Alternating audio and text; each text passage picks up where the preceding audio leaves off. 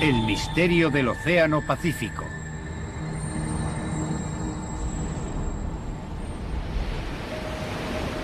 ...8 de septiembre de 1980... ...el enorme carguero Derbyshire... ...con 150.000 toneladas de mineral de hierro a bordo... ...se encuentra a 370 kilómetros de la costa este de Okinawa.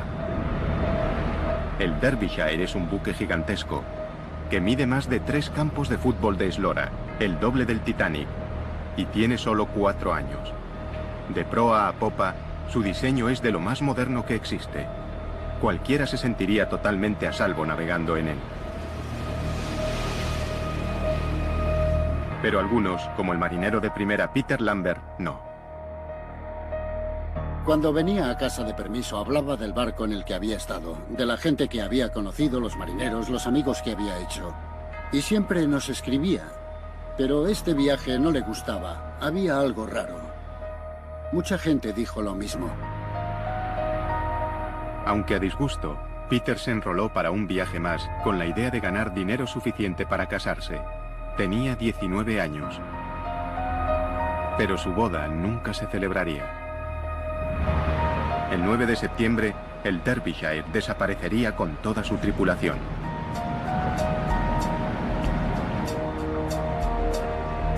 Era el barco británico más grande que se hubiera perdido nunca en el mar, y nadie se explicaba cómo. ¿Cómo podía este barco gigante, tripulado por marineros experimentados, desvanecerse sin más, sin haber hecho una llamada de socorro y sin dejar rastro? ¿Sería otra víctima de uno de los enigmas más aterradores y duraderos del Océano Pacífico? Al sur de Japón se ubica una vasta extensión de océano vacío. Desde 1940, en estos crueles mares, han desaparecido misteriosamente un buen número de barcos gigantescos. Muchos de ellos se perdieron sin haber enviado siquiera un SOS y sin dejar pista alguna de su paradero. Pero estas aguas llevan siglos cobrándose víctimas. Hace mucho tiempo, los marineros japoneses dieron a esta región un nombre espeluznante: Naoumi, el mar del diablo.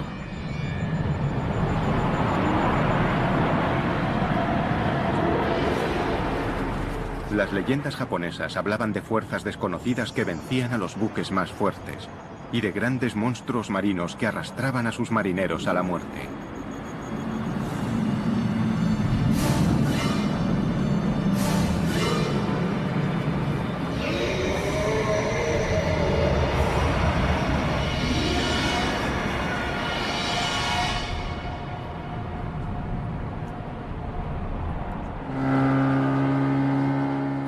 La leyenda de los monstruos marinos ha perdido peso, pero los pescadores japoneses siguen temiendo al mar del diablo, aunque su riqueza les impulsa a arriesgar sus propias vidas. El mar del diablo es un mar de abundancia. Siempre hemos pescado allí. Pero aunque hay muchísimos peces, el precio por capturarlos a veces es muy alto. Este mar es distinto. Las olas cambian rápidamente y de modo impredecible. Por eso, si te relajas a bordo de un barco, puedes tener problemas. Intrigados por los continuos informes sobre desapariciones misteriosas, los investigadores han buscado patrones que pudieran resolver el enigma del mar del diablo. Y algunos dicen que al trasladarlas a un mapa, las recientes desapariciones forman un triángulo de muerte, pero eso es solo el principio. El Triángulo del Mar del Diablo se encuentra en la misma latitud que otro famoso trecho de océano situado al otro lado del mundo, el Triángulo de las Bermudas. ¿Podría ser algo más que una coincidencia? ¿Podría ser el Mar del Diablo otro Triángulo de las Bermudas? ¿O incluso más mortal que el propio Triángulo de las Bermudas? Hay quien cree que podría serlo.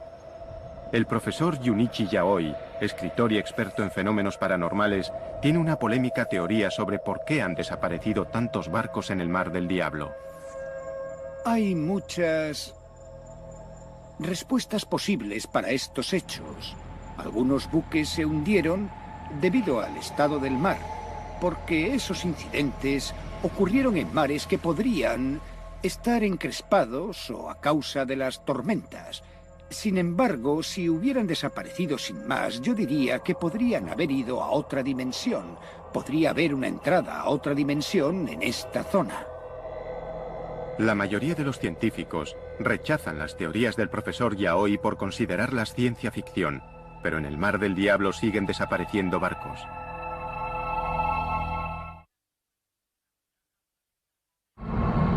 Enero de 2002. El MV Linji, un carguero chino con 19 hombres a bordo, no llega a su destino en el puerto japonés de Kagoshima.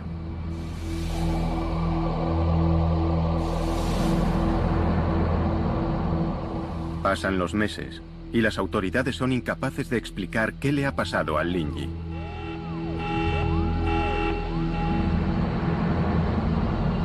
Desapareció sin haber realizado una sola llamada de socorro y sin dejar rastro alguno.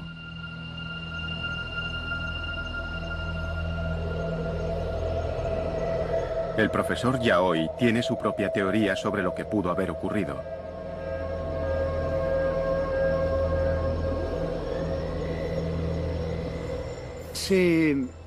Lo explicaré con un ejemplo muy sencillo. Imagínese una onda de radio.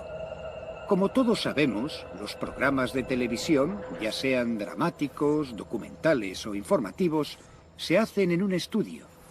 Cuando se emiten, se convierten en ondas de radio que nosotros no podemos ver ni tocar. Lo que quiero decir es que quizás la dimensión diferente está aquí, en el lugar en que vivimos, pero nosotros no podemos verla ni tocarla.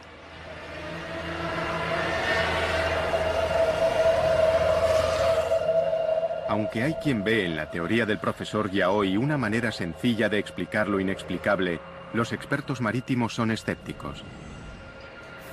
Yo soy escéptico, probablemente muy escéptico ante cosas de este tipo. David Mearns es un buscador de naufragios con un historial impresionante de localización de buques perdidos y una actitud pragmática ante lo paranormal. La gente me contrata para que encuentre respuestas desde el punto de vista científico y técnico. Por eso, si de pronto dijera... no puedo explicarlo. Debe de ser por el Triángulo de las Bermudas o por el Triángulo del Pacífico. No creo que volviera a tener nunca alguna credibilidad. En 1994, David y su equipo acometieron uno de sus mayores retos hasta la fecha: resolver el misterio del buque perdido Derbyshire. Sería una misión muy exigente incluso para un experto como él. Esta vez se enfrentaba a un enemigo formidable, tal vez el más duro de su carrera, al Mar del Diablo.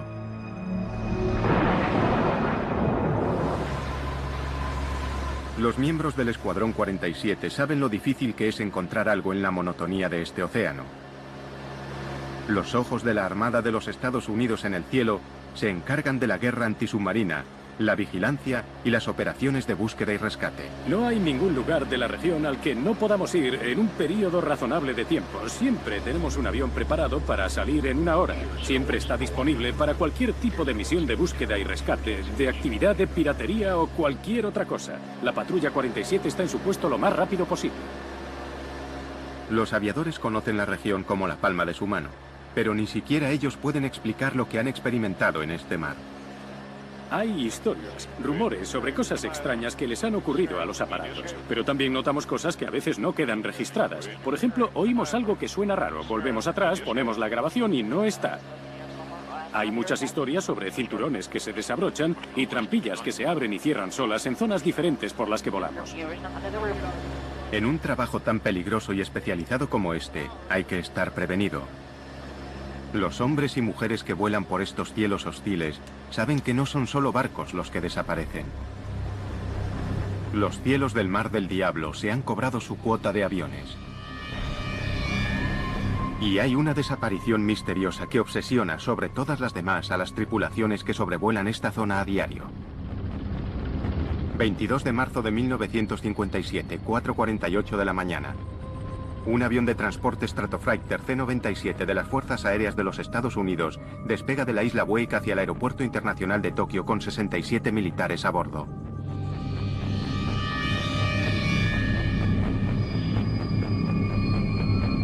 La duración aproximada del vuelo es de 9 horas y media, y el aparato lleva combustible para 13 horas y media. Durante 8 horas, el vuelo discurre con normalidad. A las 2:30 de la tarde, el piloto comunica por radio como hora aproximada de llegada a las 5 de la tarde, y añade que todos los equipos funcionan con normalidad. La climatología es buena, y las condiciones de vuelo casi perfectas. 1 hora y 15 minutos después, el piloto comunica por radio que está a 320 kilómetros de Tokio. Los controladores aéreos esperan la llegada del aparato en un plazo de 2 horas. Pero el C-97 nunca tomó tierra en el aeropuerto.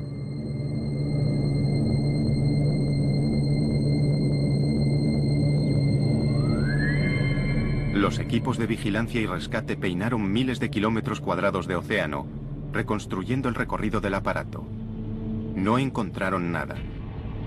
El gigantesco avión de transporte había desaparecido. Algo dentro o sobre el Mar del Diablo tenía poder suficiente para eliminar al enorme aparato sin dejar rastro. ¿Qué pudo haberle ocurrido a este formidable avión, fabricado para el combate y en condiciones perfectas para el vuelo? A día de hoy, nadie lo sabe. Sigue siendo un misterio y un peligro que los hombres y mujeres del ejército deben aceptar en el cumplimiento del deber.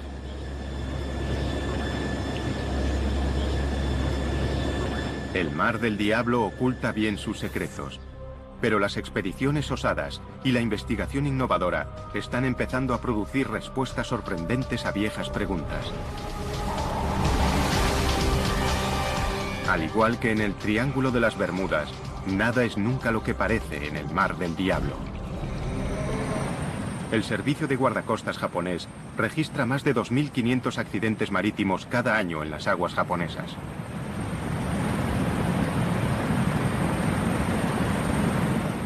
Estas aguas mortales son inmensas e implacables. Las posibilidades de dar con un barco perdido en esta zona hacen que encontrar una aguja en un pajar parezca fácil.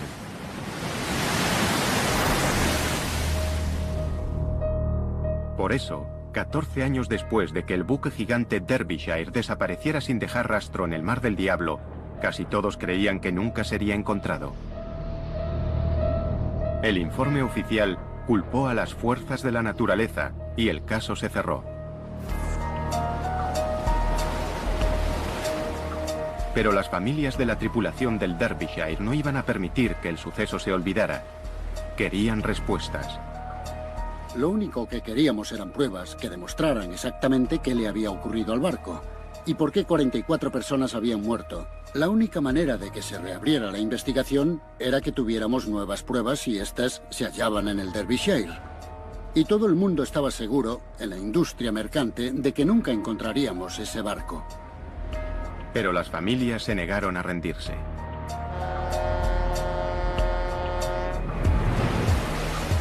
En julio de 1994, una expedición dirigida por David Mears de Oceaneering Technologies ponía rumbo hacia el Mar del Diablo con la esperanza de solucionar el caso.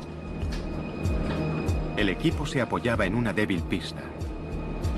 En la época del hundimiento del Derbyshire, los aviones de búsqueda y rescate informaron de una mancha de combustible no muy lejos de la última posición conocida del barco. Nadie había utilizado el petróleo como pista inicial para salir a buscar el barco.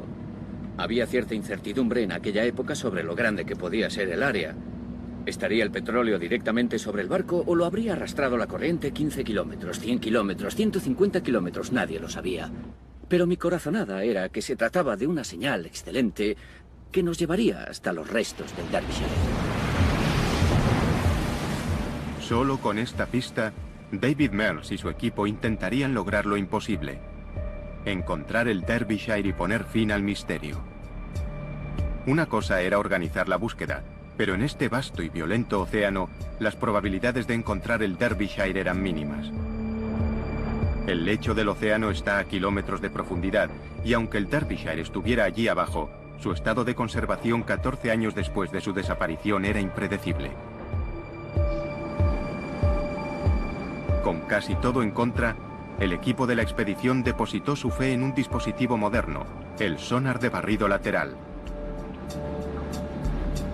Remolcado por su barco, recorrería el lecho del océano y enviaría imágenes tomadas a 4.000 metros de profundidad. Pero estos barridos del sonar serían también una carrera contrarreloj. Cada día de búsqueda costaría decenas de miles de euros. El equipo de búsqueda solo tenía dinero para 8 días en el mar. El sonar de barrido lateral remolcable descendió al lecho del Mar del Diablo y comenzó a transmitir imágenes extrañas desde el fondo del océano. Para un profano, no eran más que un revoltijo de formas y sombras, pero a David Mearns algo le llamó la atención. Sí, fíjate en esta altura.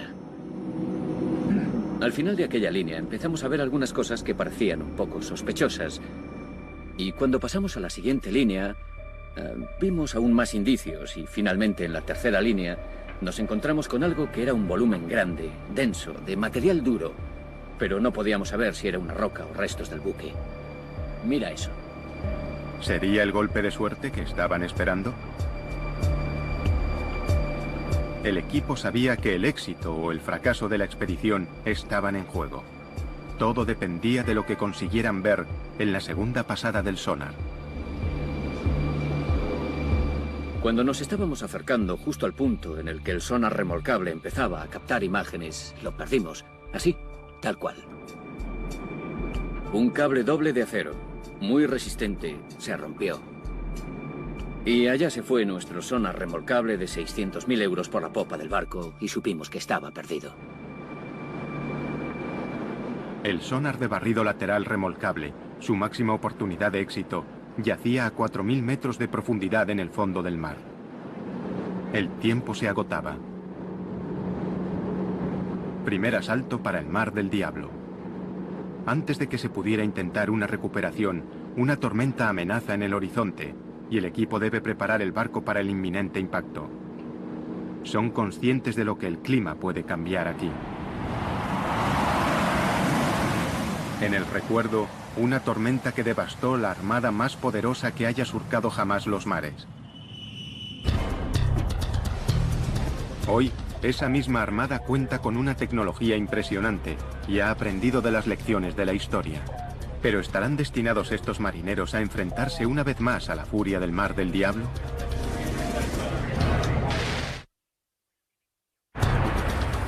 Al final de la Segunda Guerra Mundial, la séptima flota de los Estados Unidos estableció su base en Japón y desde entonces ha dominado el Pacífico. La séptima flota navega por aguas japonesas sin miedo, al menos a ningún enemigo humano.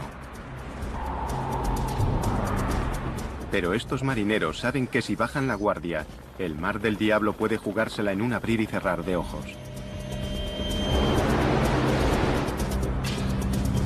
Muchas veces disfrutas de vientos favorables y de mareas en calma. Mejor imposible. Miras el horizonte, hay una brisa agradable, el sol brilla y te dices que si no estuvieras en la marina te estarías bronceando. Pero unas horas después, sin más, es como si se desencadenaran 1000 demonios. Así que nunca sabes qué va a pasar.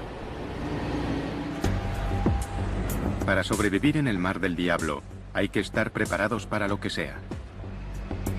En esta peligrosa región, lo más importante no son los pilotos de los cazas, sino un puñado de meteorólogos que escudriñan el mar y el cielo en busca de alguna señal de problemas.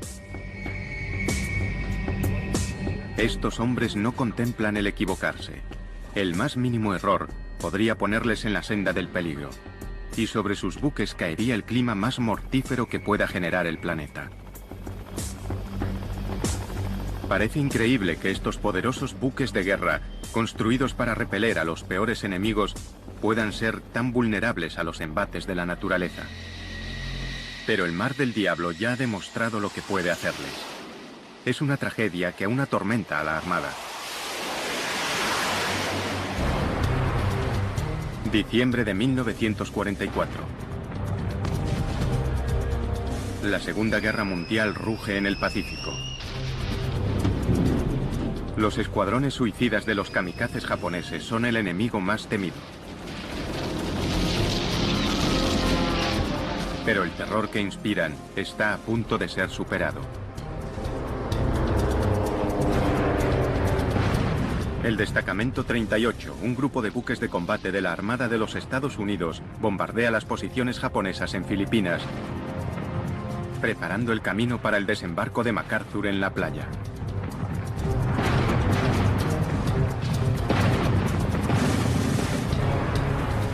Después de 3 días de bombardeos, deben interrumpir el ataque y situarse en formación para repostar. Pero en el horizonte se está formando una fuerza mortal. Una fuerza mucho más destructiva que todo lo que los japoneses pudieran lanzarles. Mientras los barcos intentan repostar en un mar cada vez más difícil, les acecha la furia creciente de un poderoso tifón. Cuando la tormenta se desata, no hay donde esconderse. Los marineros del Destacamento 38 se ven luchando por salvar sus vidas. El mar es descrito como montañoso. Estaba muy encrespado. Los barcos se balanceaban. El viento estaba entre los 50 y 75 nudos con rachas que alcanzaban los 120. El nivel de ruido era terrible. Y por supuesto, los barcos se movían de lado a lado, arriba y abajo. Fue una experiencia aterradora para los hombres de a bordo. Hubo marineros que, aunque se habían enfrentado a la amenaza kamikaze, descubrieron que el tifón era la peor experiencia de sus vidas. Cuando cesó, habían muerto 765 marineros norteamericanos. Fue el peor desastre natural de la Armada de los Estados Unidos en el siglo XX. La poderosa flota, con las cicatrices de la tragedia bien visibles, regresó a puerto. El tifón asesino había pillado al Destacamento 38 por sorpresa. Para evitar que volviera a suceder un desastre parecido, la Armada estableció puestos de información meteorológica por todo el Pacífico. Hoy, el Mando Meteorológico y Oceanográfico de la Armada de los Estados Unidos en Yokosuka, Japón, está en alerta máxima. En el Mar del Diablo se está formando un potente tifón. Esta región mortal es una fábrica de tifones. Sus aguas cálidas pueden generar hasta 30 tormentas asesinas al año. Torbellinos con vientos de 320 kilómetros por hora y olas de hasta 20 metros de altura que se desplazan a 80 kilómetros por hora por el mar, devastándolo todo a su paso. El oleaje asociado con la tormenta ahora mismo es de unos 9 metros. Por eso estamos alejando a los barcos de la zona. Estamos alejando a los barcos de la costa de China y esperamos que se mantengan vientos de 80 nudos con rachas de 105 desplazándose al oeste. Cuando los vientos superan los 170 nudos o 315 kilómetros por hora, un tifón se convierte en un supertifón. Una de las fuerzas más devastadoras de la naturaleza y la peor pesadilla de un meteorólogo marino.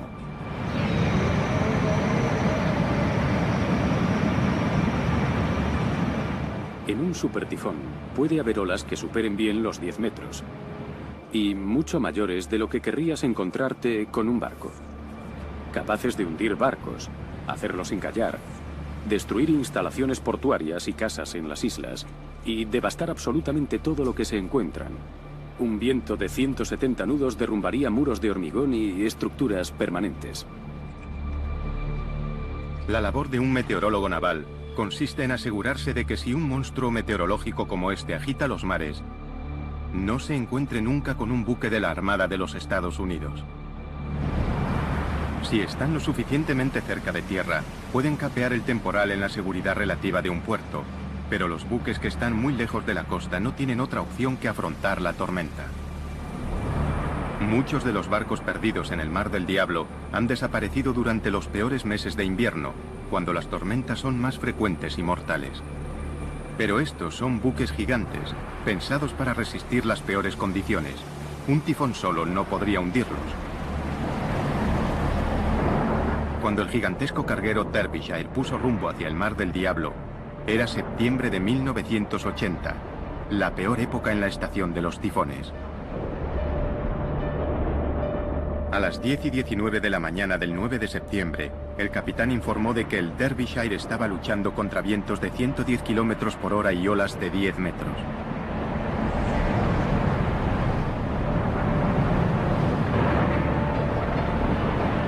Pero el capitán no estaba especialmente preocupado. Se mostraba confiado en que un barco tan grande y tan bien diseñado como el suyo no debería tener problemas para mantenerse a flote aún en esas condiciones. Comunicó por radio que su llegada a puerto no se retrasaría más que unos días. Pero el Derbyshire desapareció sin dejar rastro. ¿Cómo pudo equivocarse tan trágicamente? ¿Estará enterrada la respuesta bajo las olas? Hoy, los investigadores están desvelando los secretos más profundos del Mar del Diablo. El Instituto Japonés de Ciencia y Tecnología Marina envía regularmente un equipo a estas oscuras profundidades. El sumergible Shinkai 6500 es el orgullo de la flota. Fabricado para sumergirse hasta el fondo de los océanos más profundos del mundo. Los científicos marinos pasan largas horas en las tinieblas de las profundidades, explorando un mundo nunca visto a una escala casi increíble. En algunos lugares, las fallas en el lecho del océano caen hasta 12.000 metros por debajo de la superficie del mar. Si la montaña más alta del mundo, el Monte Everest, se alzara desde este abismo, aún estaría más de 2 kilómetros bajo las olas. Los investigadores no han hecho más que rascar la superficie de este mundo submarino. ¿Podría ser esta la última morada de los submarinos de la Segunda Guerra Mundial perdidos por causas desconocidas? ¿Quién sabe qué podrían ocultar estas profundidades sombrías?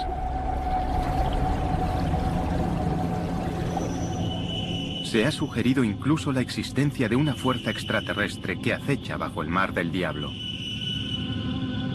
El informe de la investigación de un científico ruso fue ampliamente difundido en la prensa paranormal. El 18 de agosto de 1980, el buque soviético Vladimir Boberov regresaba de una misión de rescate en la costa japonesa. El jefe de la expedición, profesor Platenov, declaró que estaba de guardia cuando, de repente, un objeto no identificado salió del mar y rodeó el barco.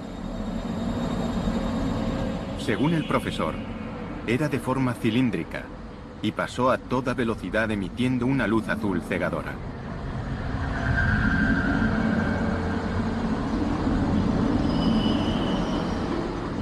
El profesor declaró que aquel extraño aparato no se parecía a nada de este mundo. El objeto dio vueltas alrededor del barco durante varios minutos y se volvió a sumergir en el océano tan rápidamente como había aparecido. A lo largo de los años, se habían contado historias similares que habían acrecentado la leyenda del Mar del Diablo. Pero hay otra explicación para los objetos extraños que salen del agua. Los científicos japoneses rechazan la idea de una fuerza extraterrestre submarina. Para ser sincero, casi todos los fenómenos son explicables con los conocimientos de que disponemos, aunque nunca he visto un fenómeno tan extraño. ¿Qué fuerza natural puede enviar objetos hacia una superficie que está a kilómetros de distancia? Una posible respuesta se halla en el abismo occidental del Mar del Diablo, donde el núcleo fundido de la Tierra amenaza con salir a través de la frágil corteza. Sin previo aviso, desde el lecho del océano pueden surgir fuerzas violentas y desaparecer después con igual rapidez, sin dejar ninguna prueba de su furia, excepto tal vez el misterio de un buque desaparecido. En los años 50, el New York Times informó de una desaparición misteriosa que atrajo por primera vez la atención mundial sobre el Mar del Diablo.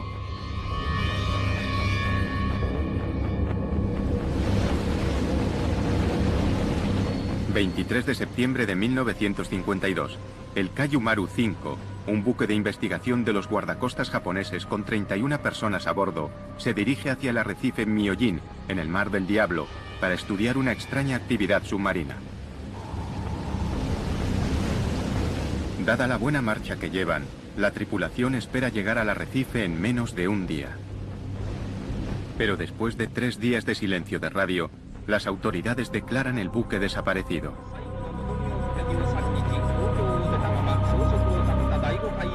Los buques que se encuentran en la zona acuden a buscar supervivientes.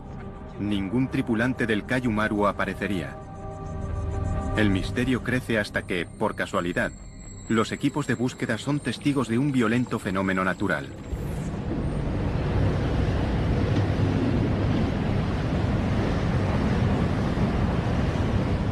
Si la erupción hubiera ocurrido súbitamente bajo el Kaiju Maru, el buque se habría hundido de inmediato, sin tiempo siquiera para emitir una señal de socorro.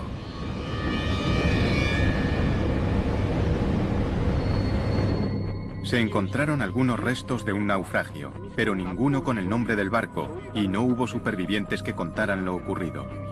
El destino del Kaiju Maru seguiría siendo un secreto del Mar del Diablo. Los familiares desconsolados se vieron obligados a aceptar que el buque simplemente había desaparecido, y con él sus maridos, hijos y padres. El servicio de guardacostas japonés aconsejó a los buques que evitaran el arrecife Myojin ante el peligro de una erupción submarina. Nacía así una leyenda. Pero las profundidades pueden matar de más de una manera. Cuando un terremoto asola a las ciudades costeras japonesas, sus habitantes corren hacia las colinas. Un terremoto en el lecho marino envía una onda de choque a la superficie. Entonces, se desplaza una masa de agua que se mueve rápidamente a través del océano. Esta fuerza irresistible es el tsunami, la más mortífera de las olas. En océano abierto, los tsunamis pueden alcanzar más de 800 kilómetros por hora. Cualquiera que se encuentre en su camino, en tierra o en un puerto, no tiene ninguna posibilidad.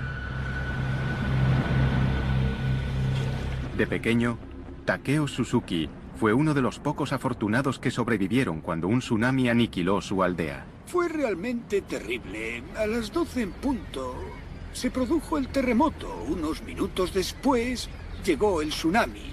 La gente intentó huir. Los que murieron no estaban muy lejos de nosotros, pero por desgracia murieron.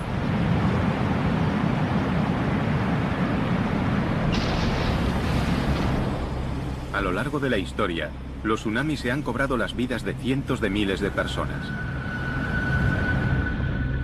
Hoy, los tsunamis siguen causando estragos en la costa japonesa. Y con demasiada frecuencia, la gente no se da cuenta de la amenaza que suponen hasta que es demasiado tarde. Nadie conoce mejor la impresionante fuerza de un tsunami que Chip McCready, del Centro de Advertencia de Tsunamis del Pacífico. Un tsunami incluso de 3 metros es muy devastador, porque el nivel del mar se eleva a 3 metros y se queda a esa altura durante 5 minutos, 10 minutos, 15 minutos. Y durante ese periodo de tiempo, llega mucha agua a la orilla y a gran velocidad. Esto no solo produce inundaciones, sino que la fuerza del agua derriba cosas y arrastra escombros que a su vez se convierten en arietes.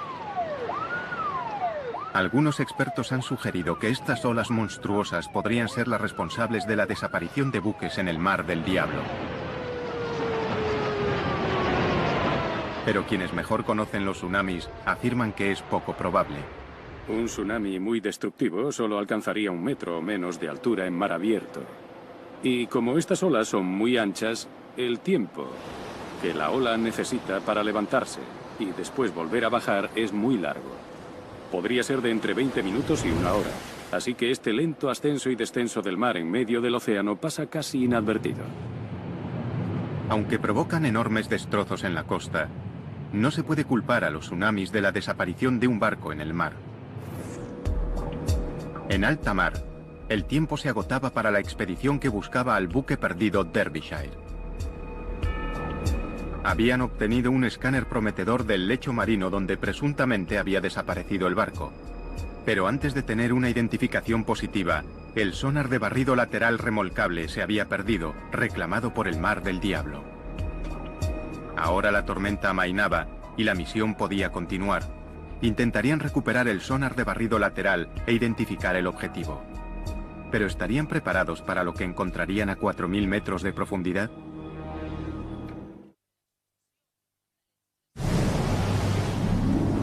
Nada está a salvo en el Mar del Diablo, considerado por algunos el Triángulo de las Bermudas del Pacífico. Los barcos desaparecen de la superficie, los submarinos se sumergen hacia su perdición, los aviones se desvanecen en los cielos.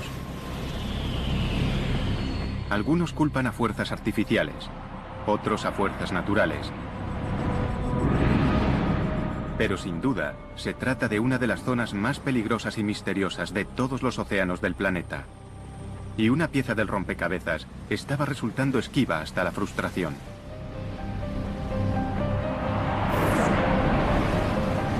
El Mar del Diablo había desbaratado un intento de resolver el misterio del Derbyshire. El equipo de la expedición había perdido su sonar de barrido lateral remolcable justo cuando empezaba a transmitir imágenes de una formación sospechosa en el fondo del océano. Ahora tendrían que organizar una misión de rescate, intentar recuperar el sonar remolcable e identificar el objetivo que se encontraba en el fondo. El equipo preparó su vehículo manejado a distancia, el ROV. Esta misión le exigiría el máximo. ¿Soportaría el armazón de titanio del ROV las presiones aplastantes que podría encontrar en su descenso? Unos finos cables eran lo único que mantenía unido este sumergible de tecnología punta al buque. Si algo salía mal a 4.000 metros de profundidad, desde la superficie no se podría hacer nada. La tensión era tremenda. Teníamos un elemento del equipo carísimo sumergido en el lecho del océano. Había un naufragio que era el que buscábamos. Pero si no obteníamos una imagen que lo demostrara, nadie nos creería. Y volver, sin haber conseguido nada, era fracasar en todos los frentes. Recuperamos el sonar remolcable. Y recuperar una sonda de 1 tonelada y subirla a cubierta fue algo técnicamente muy difícil de conseguir. Después teníamos que sumergirnos y nos quedaban 6 horas antes de tener que levar anclas y marcharnos del lugar. La ansiedad a bordo crecía a medida que llegaban de las tinieblas oscuras imágenes nunca vistas. El ROV captó un rastro de reluciente mineral de hierro, la carga que el Derbyshire transportaba cuando desapareció.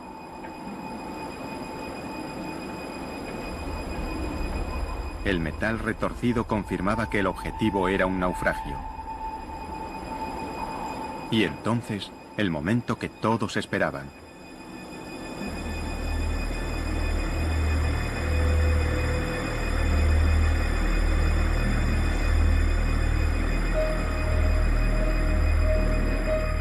Una prueba, por fin, de que el poderoso barco no había desaparecido sin más, sino que al menos, tras este misterio, había una respuesta.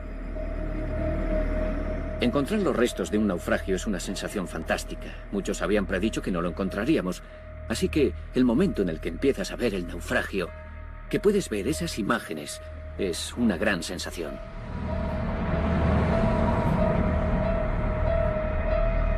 Para Paul Lambert, de la Asociación de Familiares del Derbyshire, la noticia supuso un alivio y una repentina y demoledora sensación de pérdida.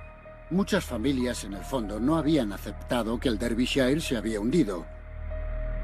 Porque hay un montón de islas desiertas en la zona y algunos familiares creían que sus maridos o sus hijos estarían en una isla desierta. Recordamos a aquellos que perdieron la vida en el mar, navegando en el buque mercante Derbyshire.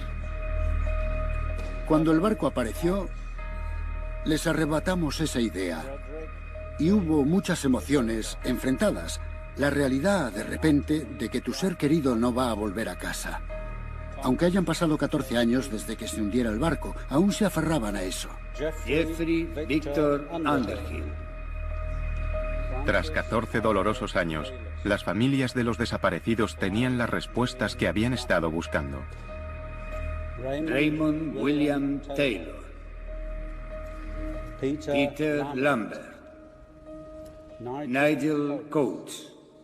Contra todos los pronósticos y ante el desconcierto de los críticos, David Mills y su equipo habían conseguido lo imposible. Habían encontrado los restos retorcidos del Derbyshire. Pero la pregunta seguía ahí. ¿Qué acontecimiento catastrófico podía haberlo enviado al fondo del mar? Los hallazgos de la expedición ayudaron a